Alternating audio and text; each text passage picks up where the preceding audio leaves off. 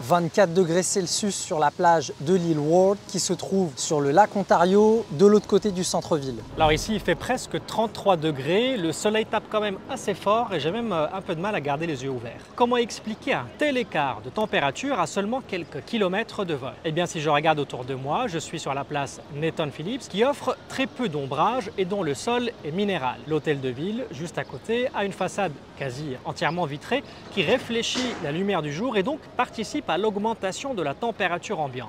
C'est ce qu'on appelle un îlot de chaleur. Donc, en absorbant la chaleur, c'est un peu comme si on l'emprisonnait. C'est un peu comme si on mettait un couvercle par-dessus la ville. And that will increase the heat of the air around it, not just in the daytime, but also at the nighttime as well. Toronto a déjà connu plusieurs vagues de chaleur et on connaîtra certainement d'autres d'ici la fin de la saison.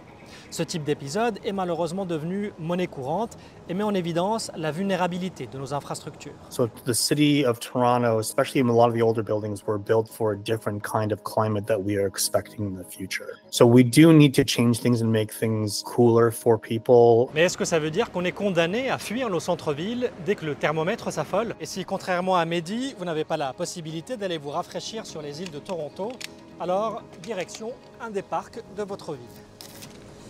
Et voilà, en à peine quelques minutes, déjà 5 degrés de moins. The temperature difference can be anywhere between 5 to 15 degrees. En plus d'offrir de l'ombre, les arbres vont transpirer l'eau pompée dans le sol pour en faire de la vapeur d'eau qui va ensuite rafraîchir l'air ambiant. Le tout en utilisant la chaleur du soleil. C'est ce qu'on appelle l'évapotranspiration. Mais pour profiter de leur fraîcheur, encore faut-il avoir des arbres à proximité. Car en ville, tous les résidents ne sont pas logés à la même enseigne.